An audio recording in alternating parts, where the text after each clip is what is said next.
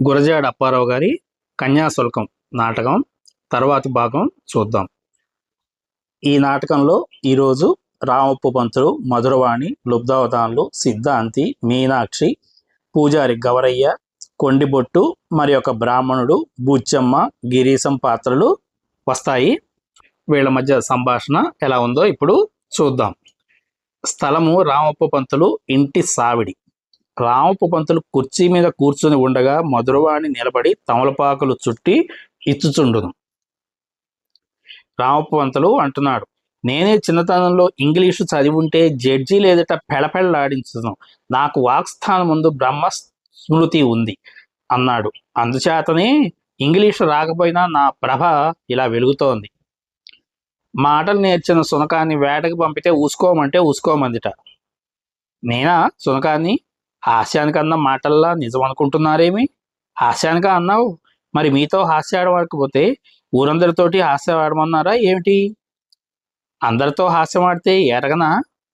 అంచేతనే కుక్కన్నా పందన్నా మిమ్మల్ని అనాలి కానీ మరొకరిని అనకూడదే. మిమ్మల్ని ఏమనటానికైనా నాకు హక్కు ఉంది. ఇక మీ మాటకార్తనం నాతో చెప్పేదేమిటి? మీ మాటలకు భ్రమసే కదా, మీ మాయలో పడ్డాను. నాకు ఇంగ్లీషే వస్తే దొరసాన్లు నా వెనకాతల పరిగెత్తరా?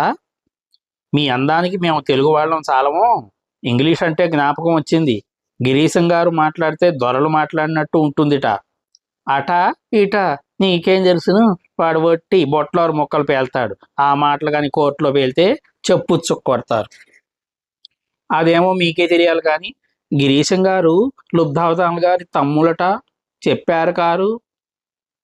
ఏం నీ మనసు వాడి మీదకి వెళ్తోందేం? అయితే నీకెందుకు, కాకపోతే నీకెందుకు?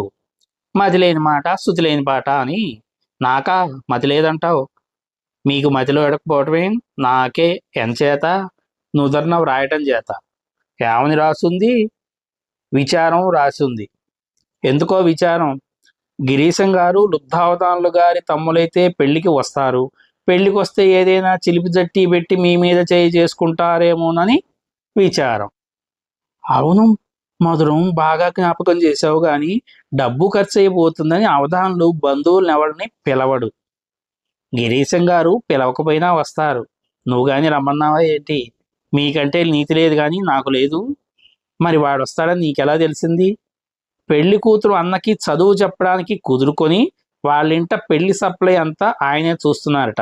అంచేత రాక తీరరని తలుస్తాను. వాడొస్తే ఏమి సాధనం? నన్న అడుగుతారు.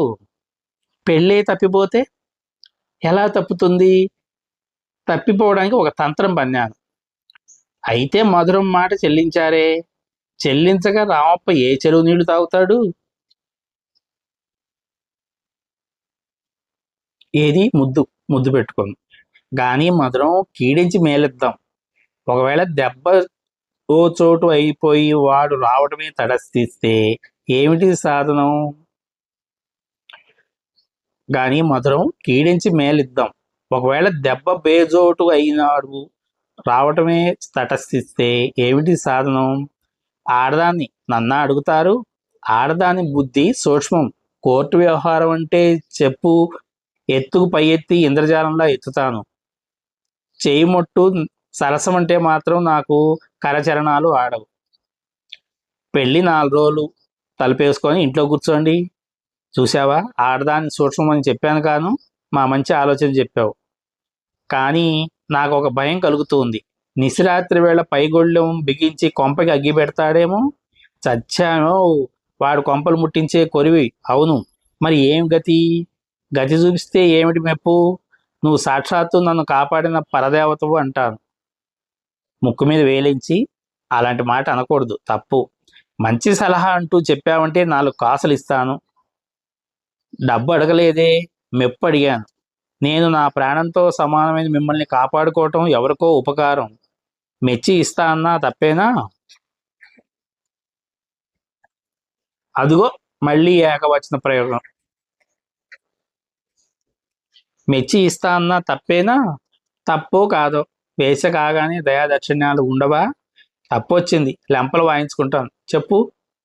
పెళ్లి వంటలకు పూటకోళ్ళమ్మని కుదర్చండి. షబాష్, ఏం విలువైన సలహా చెప్పావు, ఏది చిన్న ముద్దు పెట్టుకోబోయి ఆగి, కానీ గిరీశంగాడు నన్ను దాన్ని కూడా కలియబెట్టి తంతాడేమో, ఆ భయం మీకు అక్కర్లేదు. పూటకోళ్ళమ్మ కనబడదంతే గిరీశం గారు పుంజాలు తెంపుకు పరిగెడతారు. ఆమె నోరు మహా చెడ్డది. అవును, నోరే కాదు చేయి కూడా చెడ్డదే. దాని దెబ్బ నీకేం తెలుసు గాని మా దొడ్డ సలహా చెప్పావు. ఏది ముద్దు. ముద్దు పెట్టుకుంటుండగా లుబ్ధావధానులు ఒక ఉత్తరం చేత పట్టుకొని ప్రవేశించును. లుబ్ధావధానులు అంటున్నాడు, ఏమిటి అభావ చేష్టాలు? రామప్ప పంతులు గతుక్కుమని తిరిగి చూసి, మామ పడుసాళ్ళం కదా, అయినా నా మధురవాణిని నేను నడివీధిలో ముద్దెట్టుకుంటే నన్ను అనేవాడెవడు? మధురవాణి అంటోంది, నడికుప్ప మీద ఎక్కి ముద్దు పెట్టుకోలేరే, పెంకితనానికి హద్దుండాలి. బావగారికి దండాలు, దయచేయండి, కుర్చీ తెచ్చి వేయను. నాకు మామగారైతే నీకు బావగారు ఎలాగేమిటి? మా కులానికి అంతా బావలే, తమకు ఎలా మామగారైనారో లుబ్ధావధానంతో అంటుంది. కూర్చోరే, ఏమి హేతువో గాని బావగారు కోపంగా కనబడుతున్నారు. రేపు పెళ్ళైన తర్వాత అక్కగారిని వీధి తలుపు గడియ వేసి మరీ ముద్దు పెట్టుకుంటారేమో, చూస్తాను కదా. అయినా మీ అల్లుడు గారికి చిన్నతనం ఇంకా వదిలింది కాదు. పైలా పచ్చీసులా చిన్నతనం కాక పెద్దతనం ఎలా వస్తుంది? ఏమావా కోపమా? నాకు పెళ్లి వద్దు, పెడాకులు వద్దు. రామపంతులు మధురవాణి చెవిలో అంటున్నాడు, చూసావా మధురం, నా యంత్రం అప్పుడే పారింది. పైకి లుబ్ధావధానంతో ఇలా అంటున్నాడు, అదేం అలా అంటున్నారు? నిశ్చయమైన తర్వాత గుంచి ఏం లాభం? నీ సొమ్మేం పోయింది? గునీయటం గినీయటం కాదు, నాకు ఈ పెళ్లి అక్కర్లేదు. రామపంతులు చెవిలో అంటుంది. ఏమిటా ఉత్తరం? రామపంతులు మధురవాణి చెవిలో అంటున్నాడు, అగ్నిహోత్రావధానులు పేరు పెట్టి నేనే బనాయించాను. మధురవాణి మళ్ళీ చెవిలో అంటోంది, నువ్వు ముసలవాడివి గనక ఈ సంబంధం మాకొద్దని. చిత్రం, చెప్పేస్తాను. మధురవాణి చెవులో, నీకు మతిపోయిందా ఏమిటి? పెళ్లి తప్పించమని నువ్వే నా ప్రాణాలు కొరికితే ఈ ఎత్తు ఎత్తాను. నోరు మూసుకో. లుబ్ధావధానుల చెవిలో అంటోంది మధురవాణి, ఈ సంబంధం మీకు కట్ట పెట్టాలని పంతులు చూస్తున్నారు, ఒప్పుకోకండి. రామపంతులు మధురవాణితో, ఏమీ బేహద్వి. లుబ్ధావధానులతో, స్త్రీ బుద్ధి ప్రళయాంతక, స్త్రీ బుద్ధి ప్రళయాంతక అన్నారు. దాని మాటలు నమ్మకండి, కల్పనకు అంత మనిషి లేదు. లుబ్ధావధానుల చేతిలోని ఉత్తరం ఆడిస్తూ, ఈ కుట్రంతా నీదే. రామపంతులు తీక్షణంగా మధురవైపు చూసి, లుబ్ధావధానులతో కోపంలా ఉండాలి కానీ ఏకవచన ప్రయోగం కూడదు. ఇదంతా మీ కల్పనే, కొంప ముంచడానికి తలపెట్టారు, చదవండి. ఉత్తరం అందుకోక కుర్చీ వెనక్కి తీసుకొని, ఆ ఉత్తరం సంగతి నాకేం తెలుసును? చేసిన వాడివి, నీకు తెలియకపోతే ఎవరికి తెలుస్తుంది? అదిగో మళ్ళీ ఏకవచన ప్రయోగం. మెత్తగా మాట్లాడుతున్నాను కాబోలు అనాడీ చేస్తున్నారు. ఉత్తరం గిత్తరం నేను కల్పించానే మళ్ళీ అన్నారంటే కథ చాలా దూరం పెడుతుంది. ఆ సంగతి మట్టుకు కానీ ఉండండి. రామపంతులు తడాక అంటే ఏమనుకున్నారు? నువ్వు అదిగో మళ్ళీ, మీ కల్పన అయితేనేమో మరోహరి కల్పన అయితేనేమో, బుద్ధి పొరపాటు నాది. మధ్య వెధవులతో నాకేం పని? వెంటనే బయలుదేరిపోయి ఆ అగ్నిహోత్రావధానాన్ని అడుగుతాను. మాటలు మా జోరుగా వస్తున్నాయి, జాగ్రత్త. అగ్నిహోత్రావధానంలో వెళ్ళును. నన్నేనా వెధవులు అంటున్నాడు? నన్ను కూడా కలుపుకోవాలని ఉందా ఏమిటండి? నన్ను మటుకు వెధవ కింద కట్టావు, నేనుండగా వెధవలు మీరెలా అవుతారు? నన్ను సప్త వెధవం చేశావు, మరి ఇంకా తరువాయి ఏది ఉంచావు? అదేమిటి ఆ మాటలు? ఆ ఉత్తరం నేను బనాయించానని ఆ విధవతో ఎందుకు చెప్పావు? మీ తోడు నేను చెప్పలేదే, మరి నేను బనాయించానని వాడికి ఎలా తెలిసింది? ఎందుకీ ఆందోళన? మరి ఆ వెధవ ఉత్తరం తీసుకెళ్లి అగ్నిహోత్రావధానాలకి చూపిస్తే నా మీద వాడు పెట్టిన ఫోర్జరీ కేసు బనాయిస్తాడేమో, పీగ తెగిపోతుంది. ఏమిటి సాధనం? యంత్రం ఎదురు తిరిగిందా? అయితే చక్రం అడ్డు వేస్తాను. తొందరగా వీధిలోకి వెళ్ళును మధురవాణి. రామపంతులు, ఇది ఎక్కడికి పారిపోతుంది? ఇదే చెప్పేసింది, దొంగ పని చేసినప్పుడు రెండో వారితో చెప్పకూడదు. వెధవని చెవులు నలుపుకుంటుంటుంది. పరిగెత్తుకెళ్ళి చేతిలో ఉన్న కాగితం నులుపుకొత్తున, గాడిద కొడుకు కరిస్తే పోయి మీనాక్షి కాళ్ళు పట్టుకుంటాను. మధురవాణి ఒక చేతిలో ఉత్తరం, మరో చేతిలో లుబ్ధావతాలు చెయ్యి పట్టుకొని ఇంట్లోకి ప్రవేశించను. మధురవాణి రామపంతులతో అంటోంది, చాలు చాలు మీ ప్రయోజకత్వం. బావగారికి అన్న, తమ్ముడా, కొడుక, కొమ్మ, మిమ్మల్ని ఆప్తులను నమ్ముకొని సలహాకి వస్తే ఆలోచన పాలోచన చెప్పక ఏకవచనం బహువచనం అంటూ కాష్టవాదం పెట్టారు. బావా, కుర్చీ మీద కూర్చోండి. మీరు కుర్చీ మీద కూర్చోబెట్టి రామపంతులతో, ఈ ఉత్తరం ఏమిటో నింపాదిగా చదివి చూసుకోండి. ఉత్తరం రామపంతులు చేతికి ఇచ్చును. రామపంతులు ఉత్తరం అందుకొని తనలో, బతికానురా దేవుడా, చూసుకొని, అరే నా ఉత్తరమే కాదే ఇది, నా నీడ చూసి నేనే బెదిరాను పైకి. మామ, వస్తూనే తిట్లతో ఆరంభిస్తే ఎంతవాడికైనా కొంచెం కోపం వస్తుంది. నెమ్మదిగాను మర్యాదగాను నన్నొచ్చి ఏం సహాయం చేయమంటే అది చేయను. లుబ్ధావధానాలు, మరి అయితే ఈ పటాటోపం వద్దని రాయండి. అతగాడికి పటాటోపం కావలిస్తే ఆ ఖర్చంతా అతడే పెట్టుకోవాలి. మధురవాణి అంటోంది. లుబ్ధావధానాలు జుత్తు ముడి విప్పి దులిపి, ఏం ధూళి, సంరక్షణ చేసేవాళ్ళు లేకపోబట్టి కదా. గూట్లోంచి వాసన నూనె తీసి దువ్వెన తెచ్చి తల దువ్వుతుండు. రామపంతులు ఉత్తరం తిప్పి కొస చూసి చదువును. సేవకుడు తమ్ముడు గిరీశం.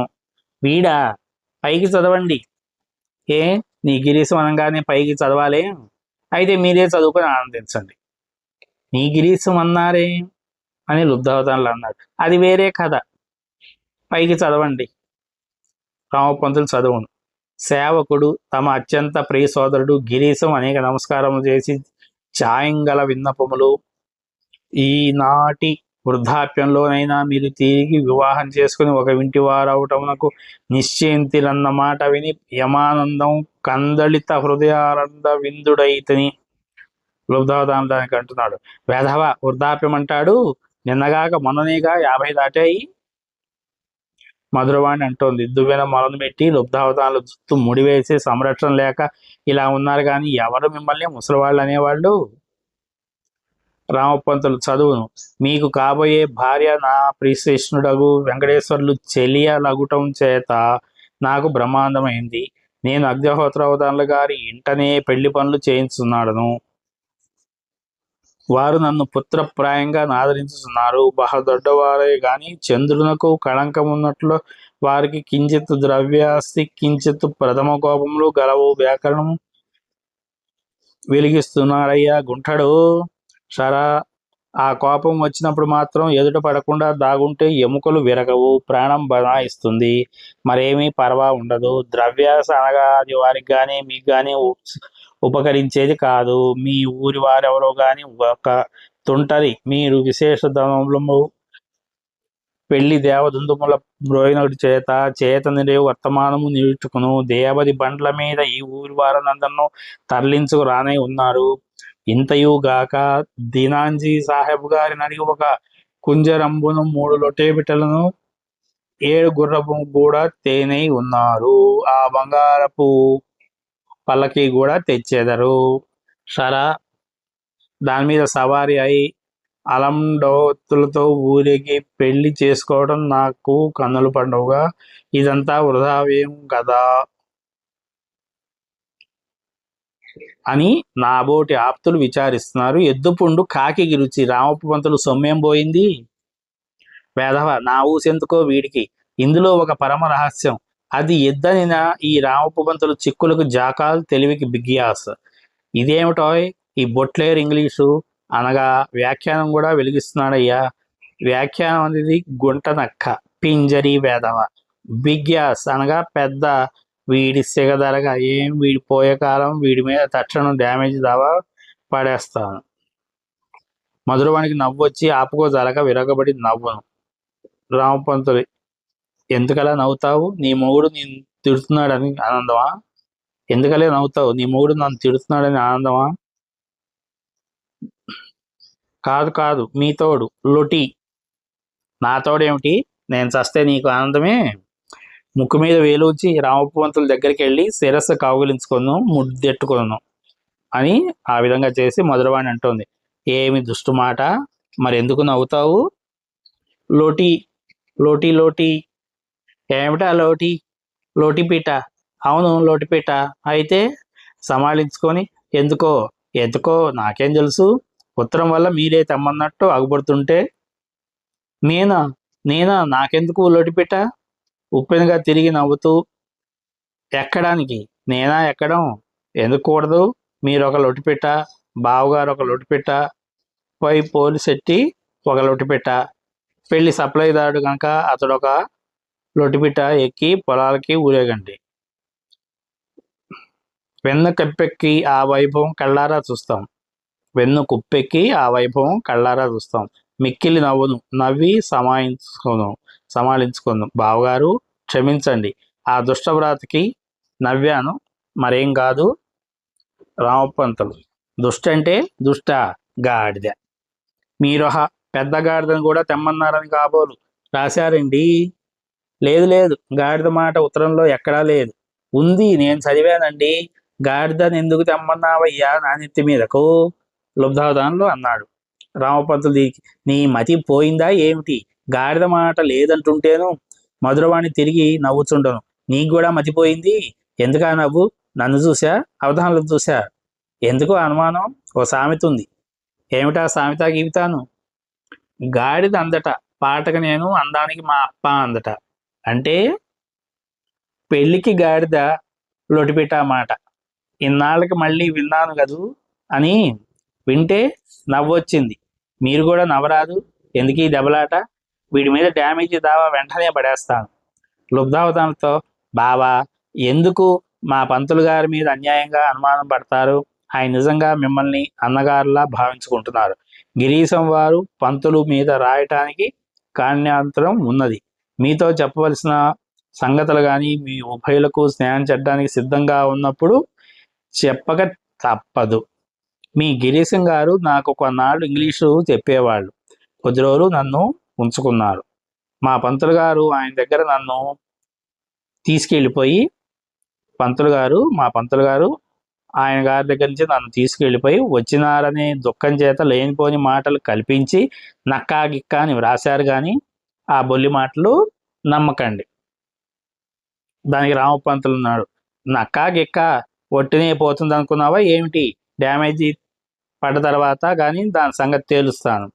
బావా, మరొక మాట ఆలోచించండి.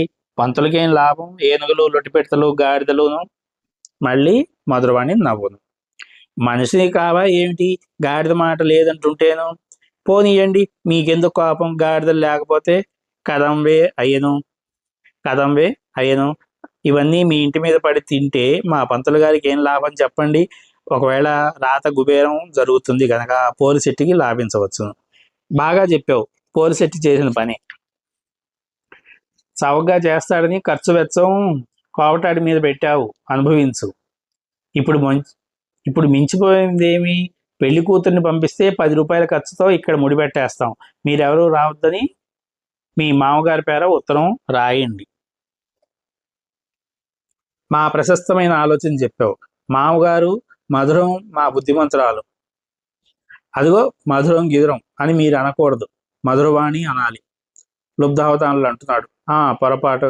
కానీ తీరా మోసి వాళ్ళు పెళ్లి కూతుర్ని ఒక్కతిని పంపించేస్తే మరే మీ తీపు దిగదీస్తుంది. పెళ్లి చేసుకోండి. నా ప్రాణం పోతే ఈ సంబంధం చేసుకోను. ఆ ఉత్తరం కొసాగు చదివితే అభావ చేష్టలు మీకే తెలుస్తాయి. చదవటం మానేసి ఏమిటి ఆలోచిస్తున్నారు? గిరీశం గారి మీద పరువు నష్టానికి డ్యామేజీ దావా తేకున్నాను. వాడి మొహంలానే ఉంది ఉత్తరం. చదివేదేమిటి? మా వెధవ నా పరువు మాత్రం ఏమైనా ఉంచాడనా? అయినా తర్వాయి చదవండి.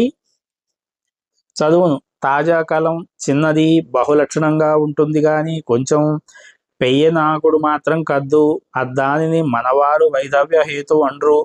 ఇది వట్టి సూపర్స్టిషన్ అనగా తెలివి తక్కువ నమ్మకం. మన వంటి ప్రాజ్ఞులు లెక్కించవలసింది కాదు. షరా, దీనికి ఒక చిన్న బైరాగి కిటికీ ఉన్నది. చిమ్మిడితో పెయ్యనాకుడు వెంట్రుకలోడదీసి ఒక పౌడర్ అనగా గుండకద్దు. ఆ గుండ ప్రామినిచో మరలా పెయ్యనాకుడు పుట్టనేరదు. ఈలోగా దైవత్తు వైధవ్యం భే ప్రాప్తించినచో పదే పదే క్షౌరం బోవును గాన పెయ్యనాకుడు బాధించనేరదు. ఇక 2వ నెంబరు షర. ఒకవేళ వైధవ్యం తటస్థించిన మా వదిన గారు జుత్తు పెంచుకునే ఎడల మీరేం చేయగలరు? నేనేం చేయగలను? మధురవాణి అంటోంది. వాల్చాలి, ఈ పాటికి చాలించండి. గిరీశం గారు ఏం తొంటరి? ఇప్పుడైనా వాడి నిజం మీకు బాధపడ్డదా? చదువును. 3వ షర. ఈ రోజుల్లో స్త్రీ పునర్వివాహం గడబిడలావుగా ఉన్నది. తమకు విషదమే. మీరు స్వర్గముకు పోయి ఇంద్రభోగం అనుభవించుతుండ ఆమెకు పునర్వివాహం చేసుకున్న బుద్ధి పొడవచ్చున్నది. అది మాత్రం నేను ఆపజాలని స్పష్టంగా తెలియనది. ఏలననినా వద్దని మందలించడకు ఎదురుపడుతునో మీ ఎన్నో స్వర్గంబు రంభతో పరమానందములు నొందుచున్నాడని కదా. నాగతేమి అని అడిగినచో నేమి ఉత్తరం మీవాడు. మధురవాణి, మరి చలించండి. నీ ఇష్టం వచ్చినప్పుడు చదివి నీ ఇష్టం వచ్చినప్పుడు మానేస్తాను అనుకున్నావా? చదవను. 4వ షర. కొదువ అన్ని హంసములు బహుబాగా ఉన్నవి. తప్పకుండా ఈ సంబంధం మీరు చేసుకోవలసిందే. మీ అత్తగారు సాక్షాత్తు అరుంధతి వంటి వారు. మనలో మాట ఆమెకు ఈ సంబంధం ఎంత మాత్రం ఇష్టం లేదు. పుస్తకట్టే సమయముందు ఈ ఇంటి నూతులో పడి ప్రాణత్యాగం చేసుకుంటా ఇరుగు పొరుగమ్మలతో అంటున్నారు కానీ పర్వాలేదు. ఆ 4 గడియలు కాళ్ళు చేతులు కట్టేద్దాం. 3 ముళ్ళు పడ్డ తర్వాత నూతిలో పడితే పడనీయండి. మనసం పోయింది. పోలీసు వాళ్ళు చిక్కు లేకుండా మాత్రం వాళ్ళకి ఏమైనా పారేసి వాళ్ళని ఆకట్టుకోవాల్సి వస్తుంది. ఈ సంగతులు యావత్తూ మీ మేలుకోరి వ్రాసి ఇక్కడికి వారికి తెలియరాదు, మర్చిపోయినాను. పిల్ల జ్ఞాపకం అత్యుత్కృష్టంగా ఉంటుంది. ఈ బహనాయింపు కూడా రామ అది ఆడవాళ్ళు వినవలసిన మాట కాదు. అది కూడా మీరే బనాయించారంటండి. వాడి నోటికి శుద్ధి బుద్ధి ఉంది. డ్యామేజీ పడితే గాని కట్టదు. కొంచెమైనా నిజంగా ఉండకపోతుందా అని నా భయం. అత్తగారికి ఇష్టం లేదని బొలిశెట్టి కూడా చెప్పాడు. ఈ సంబంధానికి 1000 దండాలు నాకొద్దు బాబు అంటున్నాడు లుబ్ధవధానులు. మధురవాణి దానికి చెప్తోంది, బాగా అన్నారు. మీ సంబంధం మాకు ఎంత మాత్రం వద్దని మీ మామగారికి మీరే వ్రాయండి. కాగితం కలం తేనా మామ. మరి ముందు వెనక ఆలోచించగా వెంటనే ఉత్తరం రాసి పెట్టండి. నిలబడి మధురవాణి చెవిలో రహస్యం మాట్లాడను. మధురవాణి లుబ్ధవధానుల చెవిలో మాట్లాడను. మొహం మీద మొహం పెట్టి ఏమిటా గుసగుసలు? పోస్టు జవాను పైనుంచి, లుబ్ధవధానులు గారు ఉన్నారండి, ఉత్తరం వచ్చింది. మధురవాణి పైకి వెళ్ళి ఉత్తరం తెచ్చి లుబ్ధవధానుల చేతికి ఇచ్చాను. లుబ్ధవధానులు రామపంతులు చేతికి ఇచ్చాను. లుబ్ధవధానులు అంటున్నారు, సులోచనాలు తేలేదు, మీరే చదవండి. రామపంతులు తనలో చదువుకుంటూ, మరేమి చిక్కే వదిలిపోయింది మీ మామగారి దగ్గర నుంచి. లుబ్ధవధానులు గారు అడుగుతున్నారు, ఏమని? ఏనుగులు లొటిపెట్టలు తానంటాడా ఏమిటి అండి? మీ సంబంధమే అక్కర్లేదుట. ఏమిటి? ఎంచేతనం? వాడికి అక్కర్లేదా? నాకు అక్కర్లేదా? తన పరువుకి నేనేం తగ్గాను కాబోలు? ఇంకా ఏం కూస్తాడో చెప్పండి. మీరు పిసినిగొట్లని ఎవరో చెప్పారట. నేనా పిసిరిగొట్టును? ఒక్క పాటున 1800 ఏ పిసినిగొట్టు పోస్తాడు? ఇంత సొమ్ము ఎప్పుడైనా ఒక్కసారి అగ్నిహోత్రావధాలు కళ్ళతో చూశాడు. సంసారం పోక్తగా చేసుకుంటే పిసిగొట్ట.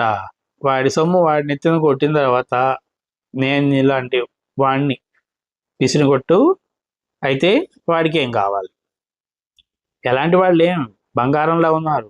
మీరు ముసలివాడని మీకు క్షయరోగం ఉందని కూడా ఎవడో చెప్పారట. నేను ముసలివాడిన? వీడి సిగ తరగము 50 ఏళ్ళకే ముసలేటండి.